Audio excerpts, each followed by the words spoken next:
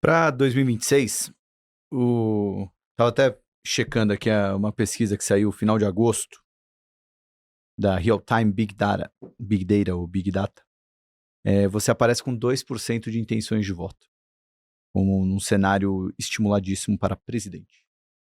Quando você vê um resultado desse, você fica preocupado, porque, 2% é muito pouco, ou animado, já que ainda não tá ali você ainda é a banda do mainstream, não é o line-up principal? Assim, eu nem lancei o álbum e a galera já me chamou pro festival. Então eu vejo isso com muita alegria, porque eu não imaginava que a gente ia aparecer. Naturalmente, se a gente for pegar, assim, quem é o nosso público, quem é o nosso eleitorado, o Kim, quando tava sendo pré-candidato a prefeito de São Paulo, ele chegou a figurar no final de 2023 com 10 a 11% nas pesquisas. E quando você fazia um corte que era homens, geração Z, parte da geração millennial, com boa instrução, o Kim liderava em todos os cenários. Então, o que isso quer dizer? Nós pegamos um público formador, um público homem interessado em política, que tem um conjunto de valores mais ou menos ajustado. Nós somos os mais populares? Não. E como eu disse, a gente não está na fase de ser o mais popular. A gente tem uma fase de formular e propor com esses melhores. Minha dúvida seria, será que se a gente aparecer uma pesquisa presidencial vai refletir as pesquisas que o Kim aparecia? E o resultado foi exatamente o mesmo, porém numa escala menor. Então, por exemplo, no Sudeste eu apareci com 4 nessa mesma pesquisa. Se eu for pegar pessoas do Sudeste, homens do Sudeste com boa escolaridade, isso sobe lá para próximo de 10. Então, tá, entendi. É mais ou menos o mesmo desenho dentro de uma escala nacional, entendendo que vários lugares nem sabem que meu nome existe. Eu sou de longe o mais desconhecido dentre os candidatos ali, a pesquisa mostrava isso também, o que abre um leque gigantesco de oportunidades. O que isso quer dizer? Então vamos ganhar a eleição já? Não, o futuro a Deus pertence, mas a gente vai trabalhar usando esta lógica, entendendo que como eu disponho de um público que é formador, a gente vai conseguir usar esse público para contaminar os demais públicos. A gente vai fazer campanha de um jeito que os outros não vão fazer. Vamos pensar bastante fora da caixa em comparação com os demais. Começar de baixo te dá uma coisa que os outros não têm, que é liberdade. Então a gente tem liberdade para propor muita coisa que os outros não estão propondo e liberdade para fazer coisas que ninguém tem coragem de fazer. Então a gente vai vir com uma campanha muito, muito diferente. E aí entra um ponto que até conversa com uma das perguntas que você me fez no começo sobre, o mercado faz preço e tal. É importante o mercado, apoiar a nossa candidatura, que vai ser a candidatura que vai pautar, inclusive, se não ganharmos, o cara que vai ganhar. Essa é a primeira coisa. Então é muito mais fácil você investir em alguém que vai construir o discurso que você pensa de maneira concreta, e esse cara, inclusive, garantir que no segundo turno o outro vai nisso. E a segunda coisa, nós somos xiitas no sentido de a gente realmente acredita nas nossas ideias. Em 2022, veio o segundo turno e falou, cara, vai dar merda com o Bolsonaro, com o Lula, ou optamos lá pelo voto nulo, vou fazer voto nulo, não tenho nada a ver com essa merda e vou ser oposição aos dois governos. Beleza. Se nós vamos pra uma eleição, não imaginem que a gente vai ser menos rígido na nossa espinha dorsal do que nós fomos antes. Então, o Tarcísio, se quiser conversar, vai ter que conversar nos nossos termos também, entendendo que se a gente apareceu com 2% nas pesquisas, sem nunca sequer mencionar que é candidato, nós vamos fazer um barulho enorme na eleição. E ele vai precisar da gente no segundo turno. O que eu não vou fazer, se eu não for pro segundo turno, é chegar, não, me dá esse cargo. Não temos nenhuma vontade disso, não é da nossa natureza isso. Mas vai ter que se comprometer publicamente com a nossa agenda. Mas publicamente, assim, em cartório, para não ser papo de político vagabundo, porque a gente sabe muito bem que o jogo fala um negócio aqui e é outro ali. Inclusive com a agenda reformista. Então, o grande fiador, se a gente sai de 2 e chega numa eleição, só lembra, 2 numa pesquisa em votos válidos seria quanto? Uns 3,5, né? Sim. Se a gente chega no jogo, na reta final, com essa, vamos dizer, com um cenário em que a gente vira uma espécie de fiel da balança, mais do que qualquer um, nós vamos obrigar o cara que foi pro segundo turno a correr dentro da linha. Porque é da nossa natureza isso. E eu acho que a gente seria um investimento mais inteligente para não no curto prazo fazer preço, mas no longo prazo você fazer reforma. E eu acho que essa é a ideia que a galera tem que ter sobre o que nós vamos fazer. Ainda que a nossa ideia, de maneira clara, ninguém tá indo para ser coadjuvante, a gente tá indo para ganhar. Inclusive, já deixo o recado, eu não chamaria o Zema para um governo nosso, mas chamaria o Tarcísio sim. No governo nosso, o Tarcísio faria sentido como ministro inclusive voltando a ser da infraestrutura, porque ele realmente é bom nessa área. Danilo Gentili na comunicação, onde que vai? O Danilo adoraria, né, cara? Eu tenho que tirar ele do SBT, cara. A gente sempre fala, pior que ele renovou o contrato dele com o SBT, então tá muito difícil eu tirar ele pra lançar ele, porque seria um grande candidato. Um grande nome. Mas aproveitando, falando desse lado histórico aí de vocês, MBL, agora Partido Missão e tal, cara, eu acho que se rebobinar essa fita aí, a gente vai ver vocês ali contra a Dilma, no impeachment. Depois a gente teve o governo Michel Temer. Aí no Bolsonaro, eu sei que o pessoal gosta muito de recuperar a foto do Kim ali com o Bolsonaro, tem aquela foto. No Temer lá, eu sei que no Temer não, no impeachment da Dilma, o pessoal gosta de pegar aquela foto lá de vocês junto com o saudoso Cunha. E aí no governo Bolsonaro ali tem essa foto. Depois tem vocês não votaram, né? Fizeram, digamos assim, puxaram o bonde dos isentões, né? Como a galera gosta de falar ali na internet. Pô, onde é que vocês estão nesse espectro político aí? Quando vocês, tanto de um lado, também o pessoal gosta de resgatar a foto do Kim ali pedindo o impeachment do Bolsonaro, exatamente do lado da esquerda. Onde é que vocês estão aí? Não faz mais sentido a gente falar desse direita e esquerda no Brasil?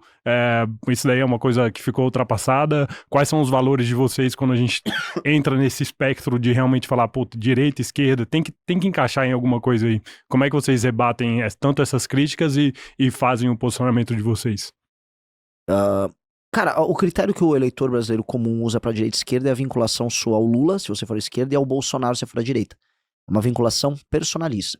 Então, se o Bolsonaro defender uma agenda de esquerda sendo o Bolsonaro, ela será tratada como uma agenda de direita.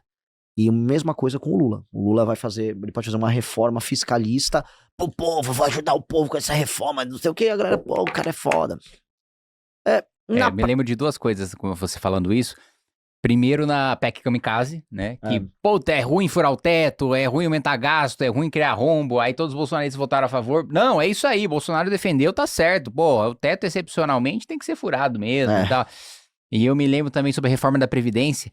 Quando tava no primeiro mandato do governo Dilma e tava começando a estourar, aí o Lula saiu no socorro da comunicação, ele falou, porque hoje em dia, no passado era muito ruim, né? Você trabalhava lá no torno e tal, morria cedo, agora a medicina melhorou, o SUS tá bom, o pessoal tá vivendo mais, precisamos dar uma gestão. Aí era a reforma da Previdência da direita. Aí entrou Michel Temer, vai matar pobre, vai trabalhar até morrer. Então, assim, sabe o que eu costumo dizer para as pessoas ficarem intrigadas e perguntar, porque se eu dou um rótulo genérico, aí a pessoa vai dar a interpretação da cabeça dela. Agora, se eu falo, eu sou de direita anti-bolsonarista, aí o cara vai começar a fazer perguntas. Aí eu vou ter oportunidade de responder perguntas. Assim, eu sou de direita, nós somos mais à direita que o Bolsonaro. Por exemplo, a nossa agenda de combate ao crime organizado e o nosso track record em projetos aprovados ligados à questão de combate ao crime é muito maior do que o dos deputados bolsonaristas e do próprio Bolsonaro quando foi presidente. O Bolsonaro como presidente, ele barrou, você vai lembrar, o projeto do Moro, o pacote anticrime do Moro, e na verdade o que ele trouxe foi juiz de garantias e audiência de custódia, e facilitou essas duas coisas. Se eu for falar em termos fáticos sobre o Bolsonaro, em termos de agenda aplicada, nós estamos à direita do Bolsonaro em combate ao crime organizado e na pauta de segurança pública. A diferença é que ele faz uma arma, eu fiz uma arma aqui. É uma coisa... Não, é impressionante. Nem na pauta da arma ele aprovou o projeto. Era o principal bandeira dele, ficar fazendo arma pra lá e pra cá, fez um decreto, aí chega o Lula e revoga. Não é lei? É verdade, foi um decreto. Aí, não, o Bolsonaro ama muito o Brasil, ele é um nacionalista. Cara, o Bolsonaro estava propondo agora que os Estados Unidos fizessem uma base na Tríplice Fronteira, incluindo o território nacional. Cara, isso é de uma insanidade. No momento atual que, assim, o Trump vai projetar poder na América Latina, isso está acontecendo pro bem e pro mal. A gente, como nação, como ideia de uma nação que não só soberana internamente, mas que ela deveria projetar poder na América Latina, é o nosso fim. A gente vai virar um cachorrinho. E o Bolsonaro, não, eu sou patriota, instala uma base aqui. Como é que é? Que conversa de louco é essa? Então, em termos de nacionalismo, a gente pode colocar, em termos de agenda econômica pró-mercado, em nome da capacidade do indivíduo se autodesenvolver, nós somos mais à direita que ele. Então, em termos programáticos, a gente é muito mais à direita que o bolsonarismo. O problema é que nós não somos Bolsonaro. E aí viramos comunista. Então, na cabeça do cara, a gente é comunista. Cara, eu juro pra você, o Kim votou contra a PEC da blindagem. O Kim tá sendo chamado de comunista pelos caras. É um negócio assim... facção criminosa vai se beneficiar disso. Petista ladrão vai se beneficiar disso. Todo mundo, assim... Não, mas o Kim ele é comunista, cara. Aí é um tipo de discussão que não tem muito pra onde a gente ir. Só que, assim, aí tem muito influenciador, que sabe o que tá fazendo. Que é maldoso e que quer ganhar dinheiro e espaço em redes sociais, convencendo as pessoas que é essa dicotomia estúpida. E aí elas não querem que você raciocine. Porque como as afiliações algorítmicas, elas são claras e você fica com um sentimento de clã, você pode expurgar concorrentes. O que eles fazem com a gente? Eles sabem que a gente é mais capaz. Uma coisa que é um bom exemplo para todo mundo tá vendo. Antes do Bolsonaro virar presidente, o maior bloco de direita do Brasil era o MBL. O maior grupo de direita era o MBL. O que aconteceu com o MBL para ele deixar de ser o maior grupo de direita do Brasil? Nós não apoiamos o Bolsonaro. Então, os bolsonaristas, para amealhar público, eleitor, doador, o que eles fazem? É comunista, é traidor. Por quê? Porque não tá com o Bolsonaro. Entendi. É um tipo de afiliação, é um tipo de construção que ela é rudimentar, é um negócio pedestre, assim, é muito simplório. Mas funciona com uma parte importante do eleitor. Porque o eleitor também, não posso ficar culpando ele. Ele quer assim, você tá com fulano, tá com fulano. Onde tá aí, pra andar na tua pergunta, onde tá aí a resposta do que nós somos? Nós temos vocação majoritária. O que é ter uma vocação majoritária? Nós temos a nossa posição, e a gente vai peitar os outros com a nossa posição, e toda vez que a gente for fazer um acordo com alguém, a gente tem que ser o majoritário no acordo. Naturalmente, quando você é majoritário sendo minoritário, né, você tem essa vocação ser minoritário, é quem é aquele leão desafiante.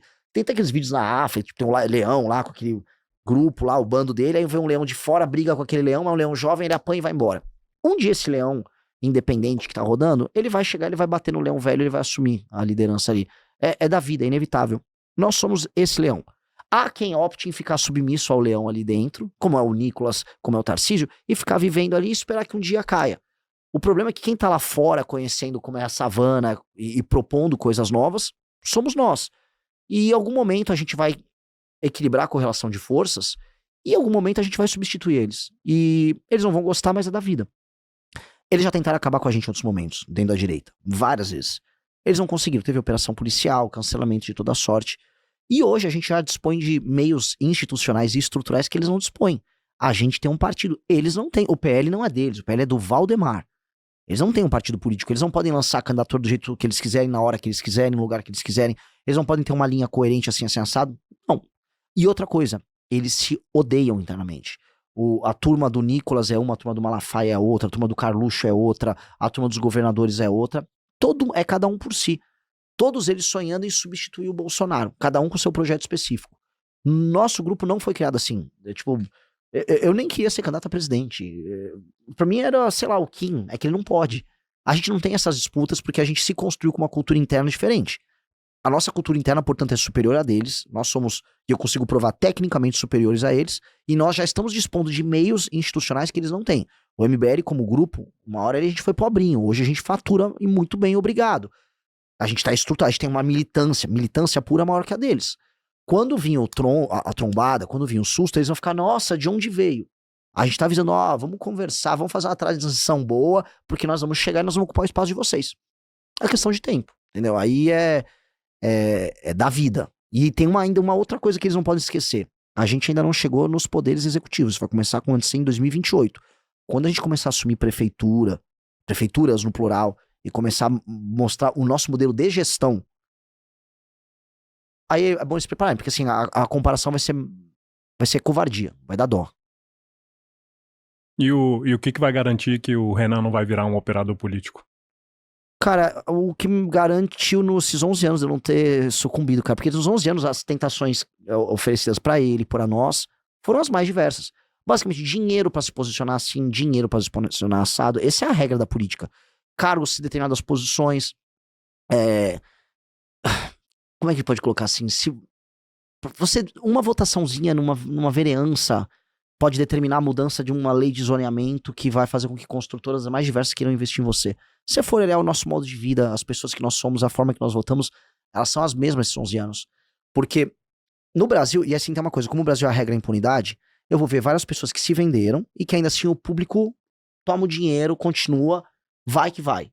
Eu sei, a gente sabe, o Kim, né, a gente não vai citar a história, esses MBLs estão ricos aos montes aí. A gente sabe, né, o jogo que eles jogam. Não é nosso caso, não será nosso caso, e é no fundo a nossa força. É como se você fizer, sendo honesto, correto e jogando esse jogo que a gente tá colocando, a gente tá acumulando uma quantidade de capital político dentro do nosso bloco que é desproporcionalmente alta.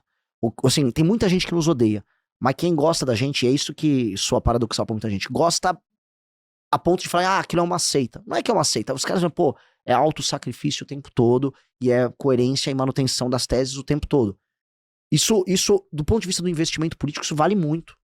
Então, em grande medida, não é porque sou bonzinho, é porque a gente é mais inteligente. É mais inteligente fazer isso. Tem uma coisa que ele é um guru nesse sentido pra mim, que é a lógica empresarial do Peter Thiel. Ele fala assim, estabeleça monopólios em mercados menores. É melhor estabelecer monopólios em mercados menores do que ser um grande competidor em grandes mercados. Ele falou, competition is for losers. Né? Qual é a nossa lógica? Quem é o nosso público? Nós somos os formadores do homem jovem inteligente que quer mudar o Brasil. Cara, qual é o set de valores dele? Tá, eu vou ser o único que vou entregar isso. E eu vou fazer com esse cara a revolução que a gente precisa fazer. Então, vamos primeiro estabelecer o nosso monopólio, o nosso público. Não vou ficar tentando, vamos dizer, abrir concessões. Ah, vota mal ali, porque aí vem uma emenda. Se eu abrir essa concessão, eu viro um competidor, e competidor é loser. Eu não quero ser um competidor. Eu quero ser dono de um mercado pequeno. Por exemplo, se a gente tiver 10% nas eleições, vai ter analista que vai falar, que losers, perderam. O quê? Quem são esses 10%? Como eles estão distribuídos nacionalmente? Onde eles estão concentrados? O problema começa ali para os nossos adversários. Então, a nossa dinâmica é essa. Para eu estabelecer esse monopólio, que é no fundo um monopólio geracional, um certo, não chamo de autossacrifício, uma série de decisões estão sendo feitas e a gente está muito feliz com essas decisões. Gostou do vídeo? Para mais vídeos como esse, se inscreva no canal Inevitável Cortes, deixe o like, comente abaixo o que achou, vire membro do canal por apenas R$ 3,99 e tenha acesso a benefícios exclusivos. Te vejo no próximo vídeo.